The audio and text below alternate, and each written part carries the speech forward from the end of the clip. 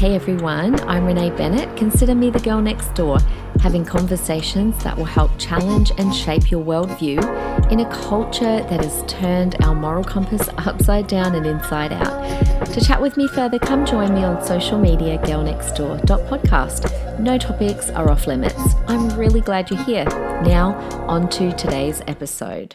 Hi, everyone. Thank you again for joining us today. As I've said yesterday, we are doing episodes every day this week, telling COVID border stories. Thank you again for listening. Thank you for sharing. We are wanting to get these stories out and raise exposure about what is actually happening. And part of the reason is that hundreds and thousands of these people that are stuck over the border have been contacting state government, local MPs, Human Rights Commission, media, police, Queensland Health, and just feeling absolutely helpless. And so we're trying to get our stories out there. Now, I'm really excited about today because we have a guy as well as a girl. We've had all girls so far, but welcome, Krystal and Ivan. Thank you for joining me today. Thanks for having us. We've just been having a good chat before, so I feel like today's conversation is going to be great, although apparently I'm frozen on their screen in a smiling state. So we'll see how we go. So guys, can you tell me a little bit, about yourselves, just so everyone knows who you are? Yeah, sure. So we're married and very much in love. It's our 5-year anniversary this October, actually. So very excited for that. We are from Sydney, New South Wales, and 2 children, one who is 5 and one who is 2. I'm a recruitment manager, so I work in sales, and my husband is the handyman of handymans and a painter. You're going to do really well here in Queensland. We need good tradies. I find some of the Queensland tradies aren't very reliable. We need a good. So you guys are in Sydney, right? Yeah. Yeah, yes. So you've got a beautiful little family. You are one of the stories where you have been left homeless because of this whole pandemic. So tell us, you bought a house up here in Queensland, not too far from me, actually. Tell us about that. What happened was we were looking around Sydney and we thought, we'd be able to afford something now, given, we were working really hard and saved a few pennies. And we went out one weekend, looked at a few open houses. They were advertised for one price. And when discussing with real estate agents, they blew the prices out of the water for us. And we're like, well, hang on a second, we can borrow this much. What can we get for that? And he goes, oh, you'd be lucky to get something next to a railway station or on a main road. And we're like, no, stuff that. We're out. So we got home that day and we're sitting on the couch and we were quite deflated. And jokingly, I said to Krystal, well, next stop's Queensland.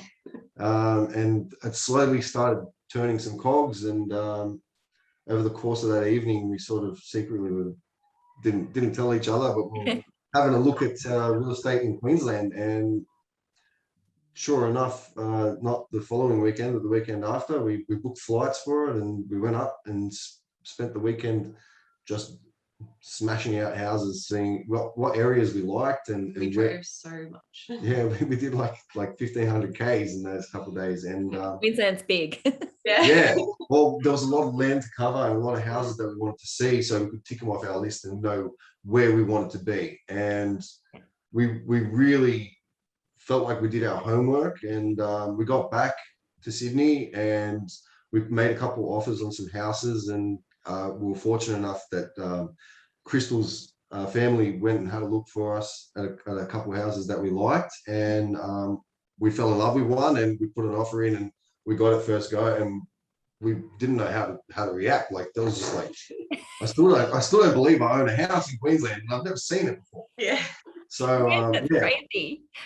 So yeah, we were just we thought like, oh yeah, we'll put the offer in and then next week we'll just go up and have a look at it. Yeah. And like it'll be fine. But meanwhile, in the background,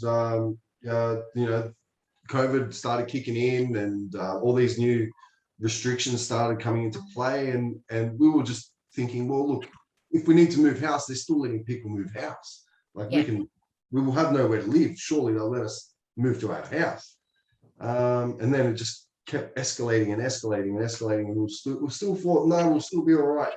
And when the border completely closed for that 2 weeks, it just sort of, it was just a big kick in the guts, because we were like, whoa, there was so Like, much whoa. uncertainty. Like Yes. we had border passes that we had planned, and you know, we were everything got cancelled. So we had border passes on the 30th of August, and then we just got this random message saying your border pass has been cancelled. You have to reapply on the 5th, but you can't. When you reapply on the 5th, it has to be, you know, 14 days before you leave. So I was like, okay, we're due to leave on the 23rd. That's when our removalists are there. That's when the flights are. So I was like, I won't apply until the 7th. So we've been following the direction, but then we find out, you know, after applying on the 7th, that a couple of days later, they're actually going through all the applications from the 5th of September in chronological order. So now we have thousands of people in front of us with no idea of when we're going to hear back, and just no idea of what's going to happen. And they're only processing something like 90 a day. Like, what's that crap? What? Yep. Haven't they got more people to process these applications? Like, I know. They've taken 25 days to process a half an hour's worth of applications, as we all know, because we're sharing our stories on our shared Facebook page that we're in, which is the only place we're getting information. Yeah. So did you get to come up and see your house that you bought? No. We applied twice, and we were denied twice. You know, even though it's not an exemption to go see the house that you're going to buy. I explained, you know, there would be no other contact. I would purely go on a plane, jump in a car, drive to my property, and drive back, and there'll be no other. I won't interact with any other people. Not good enough. And like from their standpoint, I somewhat understand, because they don't trust people. But you know, where's it stopped? Yeah. I think it should stop when people are homeless. They have nowhere else to go. Yeah. That's when it should stop. And people are literally, I agree. I mean, we've all seen some of those families that are just over the border here in New South Wales in tents in the storms, which we hardly get storms here, but we've had about 3 storms. And I think one of them's a single mum, and they're just sitting there in tents. So, because what did you guys do with the house that you were staying in? You were in a unit in Sydney? Yeah. So we had people that were already like designated to come in on that date, and we couldn't just say, well, sorry, you can't come, because then they would be, you know, homeless. And I myself just couldn't do that. So you know, we just kept going with what it was. And I still, like, at that time, it was like, maybe I was being a bit silly about the whole thing, but I was like, oh, it'll be just a couple of days, then we'll get the call, then everything will be fine. But then I start seeing the delays, and I start seeing the processing application numbers, and I'm like, whoa, okay, this is actually bigger than what I thought originally, you know. And it's just like the system has failed, and the system is not working for not just us, but so many families that are in a lot tougher situations than us, you know. And it's just heartbreaking to hear it and see it, and for nothing to be done about it, you know. Like, just let people get over the border, let them home quarantine. We have all the applications that we need to do that, you know. We have the ICT network for that, you know. If a close contact in Queensland can do it, like, why can't we? Why are we so different from those people, you know? That's a good point, actually. That's a really good point. Yeah.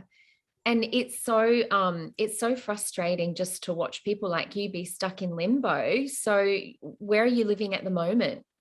So we're lucky enough that Ivan's parents are putting us up at the moment, and you know, they have room for us, but not for our whole family, you know. And it's very, I would say, busy. My kids are sleeping on a fold-out lounge kind of thing on the floor, and oh, here we got one now. Here comes one. Oh. Say hello. Hi, sweetheart. Oh, smile, you're gorgeous. That, you're the second man on the show. Yes, and they're too little to understand what on earth is going on. Like, it must be so upsetting for them. Well, sometimes they think of it as a holiday, but then, you know, there's a lot of questions. Like, all their belongings are in a shipping container somewhere. Like, we don't even know where it is. It's in storage, and it's safe. We know that, but you know, they don't know where. They don't understand why it's all happening like this. How come all their room is not here? They're just living out of a suitcase. Yeah, my daughter keeps asking, because like also with her cat, she's like, when am I going to see Marshmallow again? Like, she was really close to her cat, and I was like, you know, we'll just be a couple of days. And I know it's just a cat, but she was quite close to it. And she's starting school next year, and it's her first year at school. And I really just wanted her to kind of go to the daycare and kind of, you know, make some friends and have that whole transition of moving states to be a nice transition. And now it's just chaos. And, you know, to think that we have to go to hotel quarantine for 2 weeks after this, like, I don't know how I'm going to do that with those two children. Like, they're outdoor kids. That's why we bought land. Like, they need outdoor. So yeah, we're just trying to distract them at the moment, because it's almost too hard to explain it to them. Yeah, totally. So, and what about the financial toll that this is taking on you guys? I mean, you know, not rolling in money, obviously. It's so hard to, which is why you're leaving Sydney. My dad used to live in Sydney, by the way. He bought his house for $100,000 when he first moved there, and then he sold it just as the GFC hit, and he sold it for 1 point something million. Now it's worth, I don't know, 3 or something. He's in Chatswood. Wow. It's crazy. Yeah, it's great. And now he's done the same thing in Adelaide. But we did the same thing as you guys. We moved from Adelaide here to Brisbane and bought a house 10 years ago. But what about the financial toll this is having on you guys? Yeah, it's So stressful. It's difficult. I mean, like, I had to stop working. I stopped working a week before we moved, just so I could pack up our unit and make sure everything was, you know, had all our ducks in a row before we had to leave. And you know, I knocked back a lot of work. Yeah. Being a painter, I was quite busy at that time. I had to let go of one of my guys, like the guy I employed, and I was ready to move up, and I still am ready to move up, but I can't take on work because I don't know if I'm going to get the call tomorrow. So, you know, if they said to me, oh, okay, your application is going to be processed on this date, so, you know, you can expect to come up, you know, between, I don't know, somewhere at the end of October, I could take lots of jobs, you know, but I'm in limbo. Yeah, Krystal can do a bit of work from home, which is fortunate. She keeps the wheels turning for us. I think it's just more like because I'm a bit of a Excel spreadsheet crazy person, and what I originally like forecasted for, you know, the move, and what it actually ended up being was like a huge amount of difference. Like, just little things like Ivan's got a really close friend in Queensland, and he has a truck license, so he was going to drive down, and we're going to, you know, pack everything up, then we're going to drive up and then drive our cars across, and literally like 1,200, which is still a bit of money, but that would be like kind of maximum what we were looking at doing. But just our removalists alone were like, what, 8,600. And then we've got, you know, flights to go up, which would be at least 1,000. We've got hotel quarantine. We have to do that. There's 7,500, because there's not just myself and my husband. I've got my mother who's with us and my 2 children. Just everything, like a gardener every 2 weeks now, because we bought land. You know, that costs money. Our home insurance has tripled because it's not an occupied home anymore. I did not know that. It's just everything, like little things, but they actually are quite substantial, and they add up. And then every day I'm just kind of looking like at my account, like, plus we've got a whole new mortgage. Like, we bought a house. It's a new mortgage that we're trying to do as well. And, you know, we're taking a big leap, but it was for our family. And, you know, right now we're not seeing the benefits of it, but I know that, you know, one day we will get there. But it's hard to see all that money going, and we're not living where we should be. Or making the money that we were anticipating to make when we made those decisions. Yeah, totally. So all of these expenses and no work, you know, like you said, Ivan, for you, and plus you were saying too, like you've had to employ gardeners because it's in a fire hazard zone, and you've got to keep the garden maintained, and it's just this empty house, of which I had no idea that insurance went up when it was empty. Substantially. Not just a bit. And things like now we have to like not just even just pay for the removalist, but like all of our stuff is in containers right now, so we have to pay for storage for that, and that's also a huge cost. And that's, I don't know when that's going to end. Like, when we're just going to keep paying. I spoke to them yesterday and explained it, and they actually couldn't believe what was going on. Like, they're just like, I explained it to them, and they said, yeah, we've been hearing a little bit about it, and I explained it to her a little bit more, and she was just like, this is just ridiculous. Like, how can they do that to Australians? Like, is this a COVID hotline that you spoke to someone? No, the removalist company. Oh, the removalist company. Yeah, the removalist company. We spoke to them. I spoke to them yesterday because they sent me a invoice for the final payment, and they were going to drop our stuff off on the 6th of October. Yeah. And I rang them yesterday saying, "Well, you're going to have to, if you can postpone it, like I'm going to say the 20th, and then I'll call you on the 20th, and hopefully I'll have a date by then." Yeah. So, and this is the frustration. We're not being told anything. These are our lives here. You know, like I said, I just been speaking to people all week. You know, my own daughter who's stuck. These are your lives. And if you call the hotline, they're not telling us anything. It's only, I think some of us in the Facebook page received an email. A couple of people received an email letting us know numbers. Something like there was 11,000 applied, 3,000 have been processed. We pretty much worked out, if based on those numbers, at how slowly they're processing it, that, you know, you're going to be waiting forever, but you just don't have a date so that you can plan. No. That's the most frustrating thing. It's like, I just want to know where we're at, what to expect, you know, because, you know, it's not like we can't, you know, stay here forever, and it's not comfortable, you know, kind of. Look, I'm happy to wear an ankle bracelet for a couple of weeks at my house over there, so I can prove to them I'm quarantining, you know what I mean? But or just test us at the border, the anti-rapid testing. Rapid antigen testing. Give it to us, like go on. That's what it's made for, right? Let us go home. I know. I told my daughter, I said, "Hey, sweetie, why don't you quickly go and date an NRL player? Because you'd have the red carpet rolled out for you. You'd get a private jet here. Like maybe Chris Hemsworth can adopt you." That would be nice. I mean, look, lucky you guys said at the beginning that you're in love and you're doing well, because, you know, I mean, this is testing for a lot of people's relationships. And, you know, how are you guys going? You seem really positive, but how are you going, like, emotionally with everything? Yeah, I think we're getting, like, I'm lucky because I have like an amazing husband, and we have an amazing family that is supportive of us. I would say I've been a bit quieter as a person, and probably drinking more than what I should at night. We both are. We both are. It's the way that I cope, okay? Only because it's just it's not fun times, but you know, we try to stay as positive as possible, only because it's not really for us, it's for our children. Like, we can't be moping around and be like, "Oh my God, we're homeless, oh my God, we're broke, like, oh my God, what are we going to do? We have no jobs and nothing," and that would just freak them out. So our daughter is really switched on, and I mean, she picks up on the most minute details. Like, even if we just say a couple words to each other, and she'll go, "Why are you guys talking to each other like that?" You know?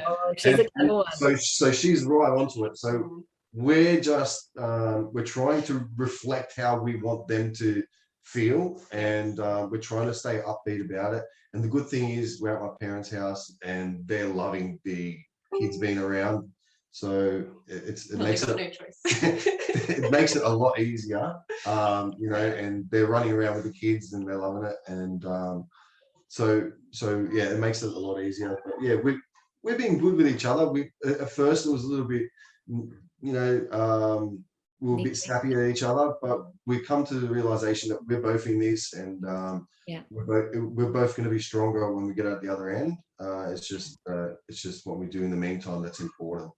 Yeah. And I say, if you've got your family and you've got each other, you know, then you've got everything that really counts. I think you guys are amazing. I've really thoroughly enjoyed talking to both of you. And honestly, I'm really, really thinking about both of you. And I know everyone's keeping connected on this Facebook page, which has just been like a lifesaver, you know, but look, like you were saying before, the information is just changing daily, if not multiple times a day. And so, you know, have you tried calling the hotline or the police? Because apparently it's the police that process this. I have sent numerous letters to so many people. I've spoken to my local MP on the phone. I have called the hotline 3 times in one day. Spoken to several different people, and I try not to get frustrated at people on the other side of the phone, because I know that they're just kind of like the middleman doing their job, and they've just got a script, and that's kind of what they're going through, right? So, but it's just very frustrating that they can't even tell me anything, like, where is my application up to? Like, can you go in and look at it? after 10 days, they said to me originally, after 10 days, call back and you will be able to escalate this. And then on day 9, they sent an email to everyone saying they are no longer escalating the applications and they are expected to take longer than 10 days and just to be patient pretty much. And I was like, are you kidding me? Like, I've booked in everything and you're telling me to be patient when literally my home is going to be moved in a couple of days and my life is who knows where. It's very, I think it's just anxious. Like every day I'm on my phone and I'm looking at the updates, you know, on Anna's Facebook or any updates on any news. And I feel like I'm always on edge because I'm like, what's the update? What's happening? And if someone's talking, I'm like, shut up, shh, I need to know what's happening. And like, I feel like I'm very on edge because of that. And as we both are. And that's just not healthy as a human to be like that on a day-to-day consistent basis for a long period of time. It's become our norm now. Like we're always like every half an hour I feel this compulsion to just go on Facebook and just check our Facebook group and see if any updates have happened or what minute they're up to now, you know. And every time I look at it, it's just another kick in the guts. But I mean, we're trying to make get our voices heard and get this issue of the homelessness of thousands of Australians known as much as we can. We've sent our stories to the Courier Mail. We've done an interview on Paul Murray's show on Sky News. Oh, did you? Yeah, Twice. Oh, I didn't know that. And he's awesome. Yeah, Paul Murray's excellent, and hopefully we can get a bit of traction. I'm just going to keep punching, like not for us personally. Like we don't want to do it just for us personally. We're trying to do it for everyone. And you know, when I see people intense, you know, braving storms, because that's what their life has come when they've got a perfectly great home, you know, a few k's on the other side of the border, that destroys me. Yeah. It's not right. It's just basic human rights and human freedom, and it's really not right to put people down to that level. And the comments that we've had making comments on Anastasia Palaszczuk's Facebook page, just, you know, requesting that we can go home, and you know, the average Queenslander tends to think that we're germ carrying New South Welshmen. You know, stay where you are. Your home is New South Wales. Like. That's not where our home is. Sorry, we are one, but we are many, right? Yeah. I don't know. It's torn people apart, which is really upsetting. Like this whole pandemic, this whole everything has really torn people, and I think, you know, more than ever, we should really come together as one, like, and not do the opposite. So, yeah, I'm 100% in agreement. I mean, didn't Scott Morrison change our anthem at the start of this year or last year? It wasn't young and free, it's one and free. And I thought you might as well kept it, because we're certainly not one. I mean, we feel like we're all these different countries. You know, it's like trying to move between countries when Australia's never been like that. It's, you know, and up here in 2018, Anna Palaszczuk put the Human Rights 2018 Act into place here, which actually states that it's a Queenslander's right to move freely in and out of their state. So, you know, I emailed the Human Rights Commission with a complaint, and I got an email back yesterday telling me, and this is about obviously trying to get my daughter back, telling me that it would take them 6 months to investigate. And I thought, well, yeah, we saw that. That's what sort of sick joke is that? I emailed them last night with our story as well. I think it was probably the longest email I've ever sent. So whoever's on the receiving end of that, good luck to them. Anyway, so it's good that we're just trying to get as much traction through every avenue possible. Just like I've got nothing else to do. Yeah, exactly. You guys are going to become media personalities. Next, look, what you can do next is you can go on the block and renovate your home on TV. Don't. I've been telling him. Only because he's like the handyman of handyman. So I could just like no trades, just get him in the house and it'd be done. God. See these bags in my eyes. I'm trying to get my husband to renovate our bathrooms, and it's been like pulling teeth without an anesthetic. Just on the bathroom, they're not fun. Yeah, no. Oh, I got a hernia. I actually helped out with the renovation. I got a hernia from it. So. Oh, no She way. worked for one day. That's all right. She did good. I was very impressed. Good plan. The hernia was a good plan. Now you can't work. Yeah. See what you did get out of the rest of the work. Yeah. Ivan and Krystal, it has just been an absolute pleasure to chat with you. And like I've been saying, everyone, please share these episodes. You know, I think like you guys were saying, it's a multifaceted approach of us just getting the story out, because I know all the people I've talked to had no idea that this was going on, and neither did I really until it happened to my daughter. And then I jumped in the Facebook page and I was like, I can't not do anything. And so this, I guess, is my small contribution. But guys, it's been a pleasure meeting you both. So thank you. Absolute pleasure. Thank you so much. Thank you for having us on. Thank you. And keep slugging, keep banging the doors down. Oh, don't you worry. This mama bear's been poked. I'm coming out roaring. Excellent.